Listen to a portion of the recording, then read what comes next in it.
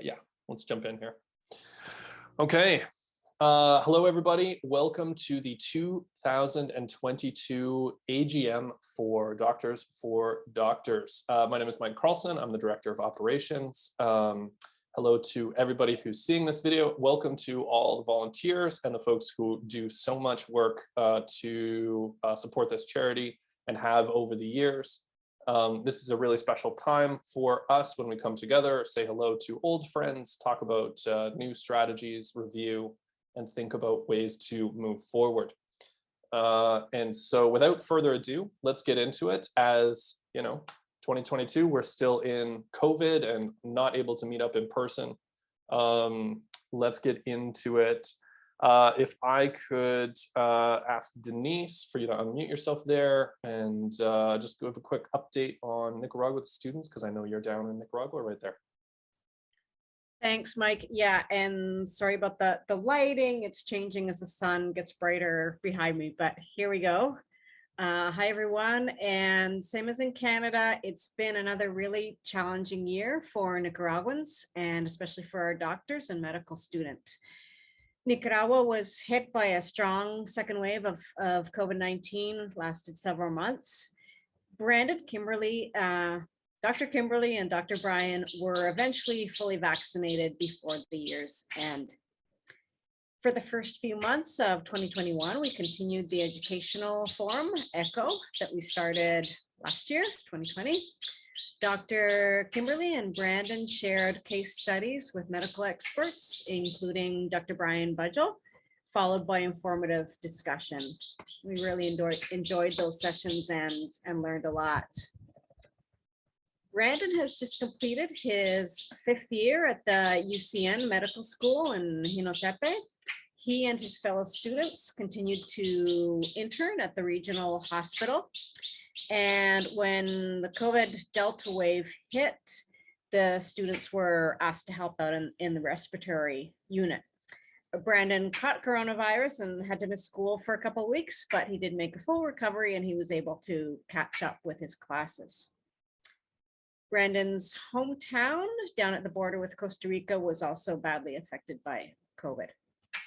And he looks forward to starting his 6th year in a month or so in February as a pre-intern with lots of hospital shifts. Dr. Kimberly spent 2021 working in the regional hospital in Rivas, completing her 2nd year of community service. And in the past few months, she's had to do a lot of house-to-house vaccination in rural communities, working up to 7 days a week to try to get everybody vaccinated, practically all ages. She completes her 2 years of social service in March and is looking ahead to a bright future. For Dr. Brian, Doctor for Doctor's very first student, the requisite 2 years have now passed since his graduation, so he's now eligible to apply to work as a doctor. And he'll be submitting his papers in the hopes of working in his region of the country or possibly in Managua.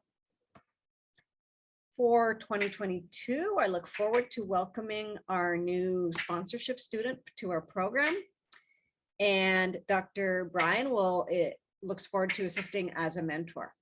It'll also be exciting to support Dr. Kimberly as she transitions into the workforce and Brandon as he nears the end of his studies. In these very difficult and troubling times, Doctors for Doctors work is a ray of hope in Nicaragua, and I'm honored to be part of it. Amazing. Thank you so much to our executive director, Denise there. Very much appreciated calling in from Managua, dealing with changing light levels consistently. I wish I was dealing with changing light levels up here in gloomy Toronto. Thank you so much for joining us. I'll hand over to the founder of DFD as well, Dr. Andrew Wilson, to give us more of a visioning and holistic picture of where the charity's at. Thanks, Mike. I'm also missing the tropical birds that are in the background of Denise's microphone. So if you can bring some of those up next time, that'd be great. For DFD last year, we've definitely learned some things since COVID has started about how to communicate and coordinate our doctors and students in Nicaragua with a pandemic, which is something that we haven't done before. Supporting our graduates and students when they're working in a pandemic and they're being asked to work different types of shifts in the hospital, sometimes without PPE. We had to send some money down so that they were protected. And one of our doctors that had graduated had to go to a different country to get a vaccine and then come back. So Denise, thank you very much for the update on where they're at and where they're going. With respect to our organization, in 2022, we plan to focus on the following 5 areas in our work. I think the first and foremost priority for us as an organization is to continue supporting our newly graduated doctors, Dr. Brian and Dr. Kimberly, in their careers. Our second main thing to focus on is to support our medical student Brandon in his 6th year of schooling. And then we hope to sponsor a new female medical student. And this is something that we've really learned over the years. We're going to start to only support female students, and we're going to only start to support students in a specific school within Nicaragua. That's actually the public institution. And that's because of actual job placement. After they graduate, they have a much easier time getting their medical internship and then going on to work. Whereas in private schools, that process is very lengthy and less certain. And so we're kind of, as we get involved in this, I've been at it for almost 10 years now. We're kind of just finally figuring this out as some of our doctors or some of our students are graduating and becoming doctors. And so now we kind of have a different plan with that, and it's a little more set straight and a little bit easier. Our fourth main priority here is to facilitate medical outreach campaigns. So Kimberly and Brian and Brandon in the past have been involved with something called Days for Girls. And that's where our doctors go into small communities, and then they basically give just simple health promotion to young women in those rural communities. And these are communities where they don't necessarily always have access to correct information on women's reproductive health and sexual health. And so just going and educating them and being someone that they can ask genuine, honest questions to and get genuine, honest answers to, I think is a really important program that we really hope to facilitate this year as well. And then our fifth main priority is to coordinate ongoing calls with doctors in Nicaragua and Canada for shared learning about patient care. Denise mentioned this earlier. That's the one with, it's called Project Echo, and it's facilitated with Dr. Brian Budgell in Toronto. And we usually bring in doctors from Canada, and then we all just talk about how to best support complicated cases that we have or that they have in Nicaragua. And it's a little bit of a back and forth. So that's what we're focusing on this year and moving forward in Doctors for Doctors. Awesome. Thank you very much, Andrew. And your internet was getting a little sketchy just at the end as you finished. So that's perfect timing, as is the way with Zoom AGMs. Thanks so much for the updates in general. So again, my name is Mike Carlson. I'm Director of Operations. That means a lot of the Canadian stuff. My responsibilities in these sorts of meetings are to help with logistics, make sure volunteers and old volunteers are connected, and then also the finances. And so a special shout out to Gabrielle on the team, who has also been helping a great deal and taking on more responsibility these days. So thank you so much for your help in kind of putting things together. But as such, we want to ensure that in full transparency, everybody knows where things are at and what our financial picture looks like. So first things first, I want to start with the financial statements. All right, so let's get into our finances. So this was the 2021 summary of finances here. We'll go through line by line. In terms of income, we've got general donations of about $5,000. That's mostly through Canada Helps. Then we've got some other donations, including a big one from one of our big donors who we appreciate a great deal, Mike Cohen, who's helping us sponsor a student. And then we also have some other $300, 300 give or take dollar donations from general donations. We've also got some interest income and an in-kind donation. So I explain this at each year. I, as the director of operations, have a bunch of advertising materials and other tangible materials that DFD has created over the years. I give that storage, and then we just do a tax receipt in exchange. So for storing all the things, we do this. It's not actually we're spending or making $4,000. It's that that's what the value of the storage is, and then we're tracking it. And as you can see, it's also down in the expenses and income. So it kind of neutrals out to be zero. So all in all, in terms of income, we've got about 12,000. When you minus that, we've got about 8,000 and change. And then of total income for the year. Now, if we look at our expenses, we're looking at the student budget. So for administration, that's going to be paying Denise, the executive director, who you've already heard from in the video here. Then there's paying for Brandon's tuition. And then we've got some bank fees, a little bit for the AGM, the in-kind. All in all, we've got about $10,800 in expenses. So as you can see, we actually made more money than we spent, but we'll go into that in a second. And about 6,500-ish on the programs, and then very minimal operating costs. We're talking a couple $100 to do our thing and then run the AGM. So in general, we run a really tight ship, and our expenses are quite low relative to our program costs. Then in terms of assets, we finished the year with about $11,000-ish in our bank account, a little bit more with the USD. And we have no technical liabilities, but we do have moral obligations to our students in Nicaragua. So while we have no formal liabilities, we have promised to pay for their education in the future. And so we hope to do that, and we'll continue to do that, but not on the accounting sheets. So when you look at our net income, we're actually up $2,000, which is great. And in terms of the assets, we're sitting quite pretty at about 11,500 overall, which is great. So we'll take a look over at the budget here.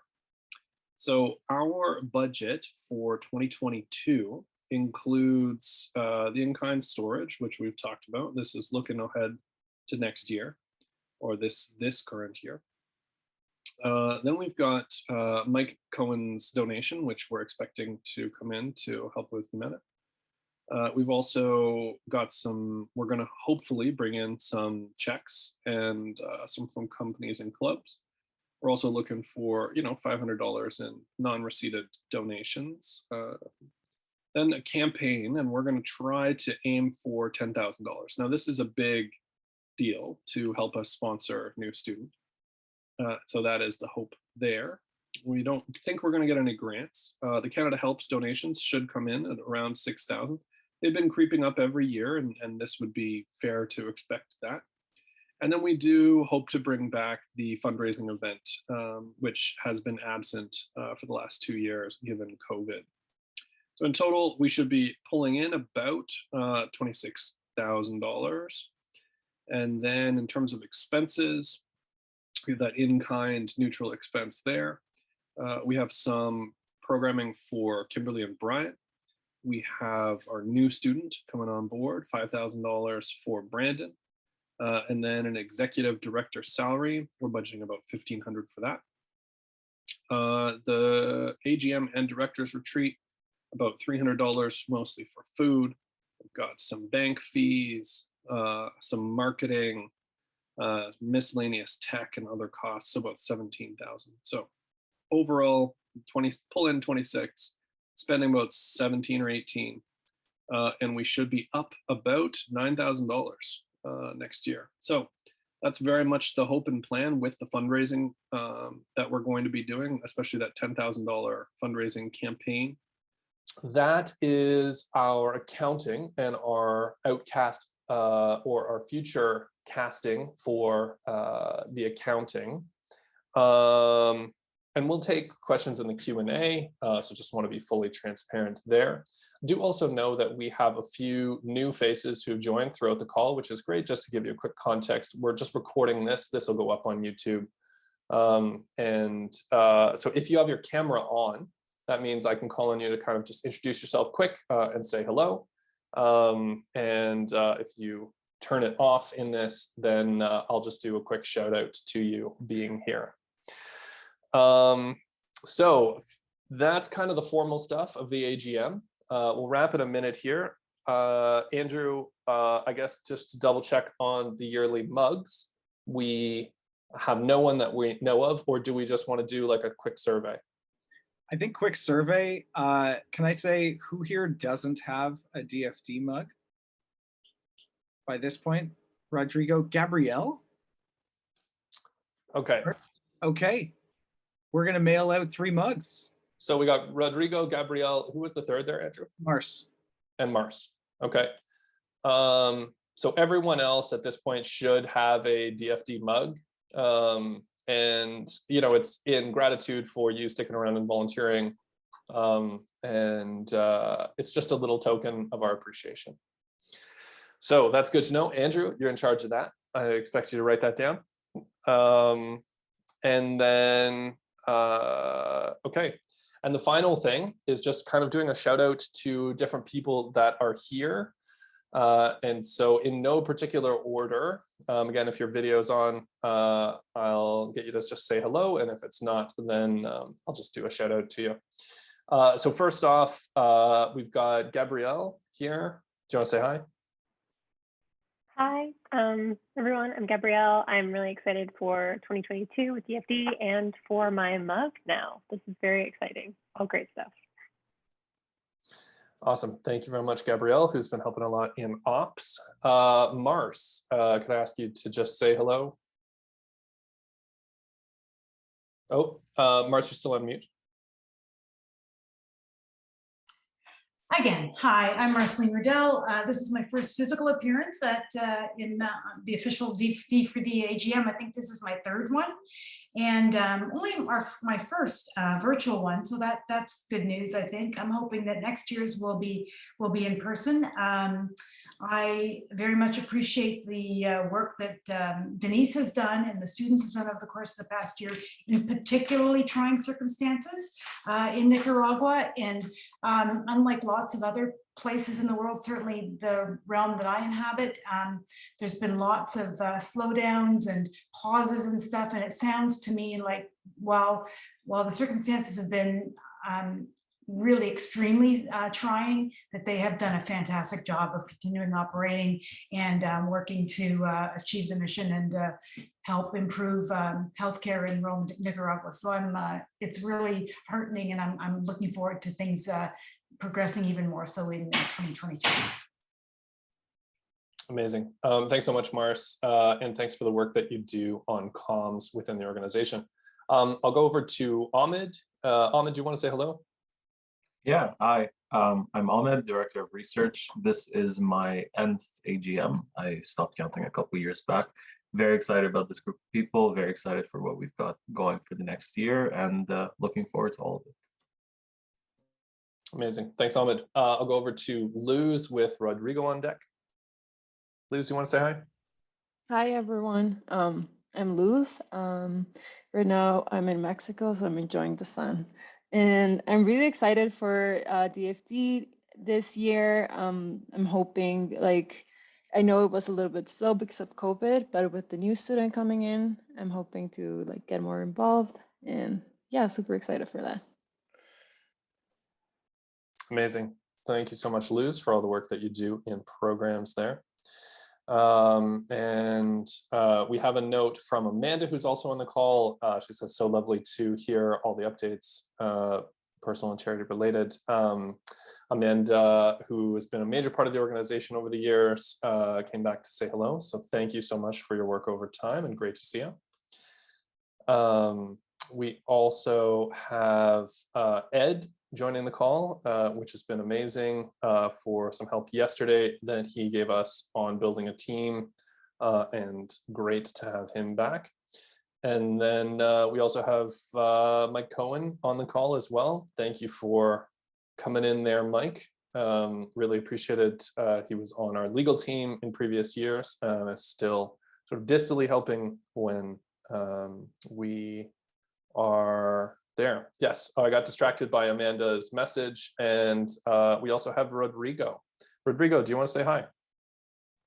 Yeah. Hi, everyone. My name is Rodrigo. It's my first AGM, I think.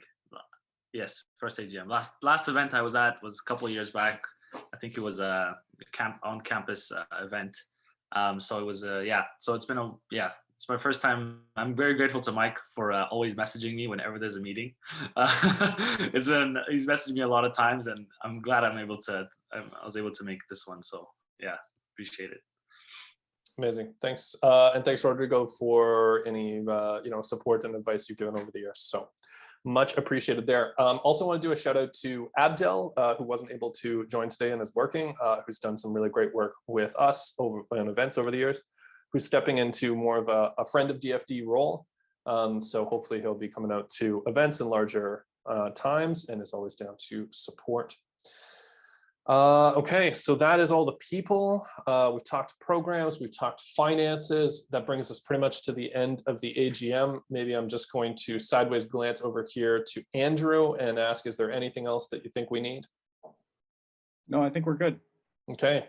Andrew, do you want to close it out here and then we'll stop recording, head over to Q&A?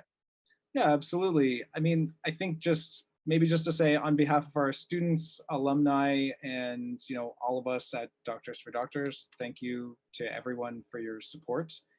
We definitely couldn't do it without you at all. So I think I speak on behalf of our students who send me a ton of gratitude throughout the year.